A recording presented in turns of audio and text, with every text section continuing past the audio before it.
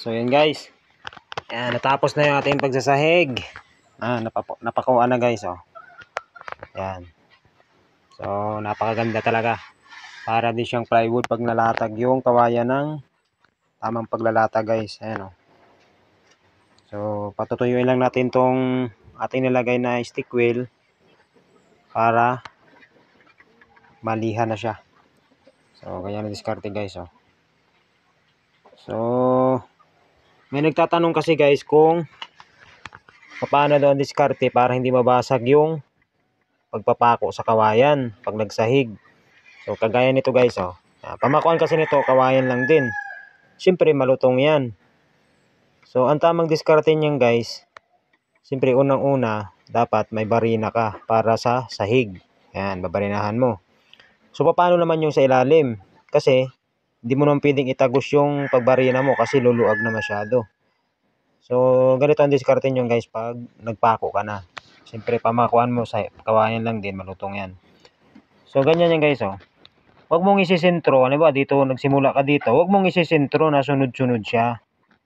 Yan, huwag mong isisentro yung isang sentruhan lang na pako. Kasi nga, kawayan lang yung pamakuan mo. Hindi siya kahoy. So ang diskarte niyan guys, ano mo lang siya. Yan, pag ganun-ganun lang guys, oh. Yan, huwag mo siyang isisentro. Isasaliwa-saliwa mo lang siya para hindi mabasag yung nasa ilalim. Kasi pag sinintro mo yan, panigurado guys, yung nasa ilalim mo, mababaak yan. Kasi malutong yan eh.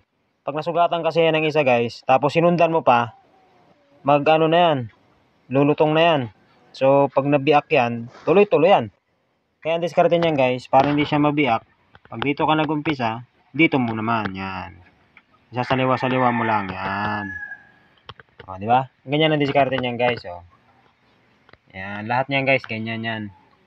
Para yung nasa ilalim mong pamakuan, hindi mabasag. Kasi ito yung importante din guys, eh. Pag ito kasi nabasag, wala na. Yung pako mo dito, maglulutangan na yan. At saka siyempre, mabubunot na yung sahig mo. Di ba? So, yun guys ang diskarte sa pagsasahig. So, sa nagtatanong, sana nakuha mo yung tamang diskarte.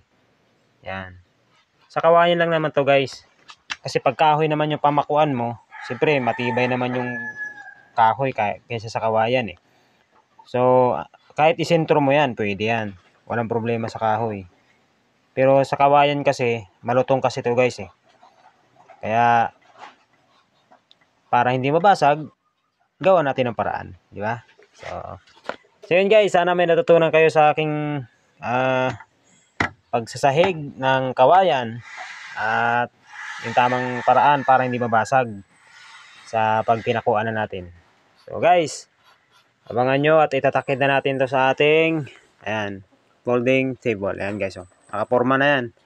So para matapos na. So abang-abang guys.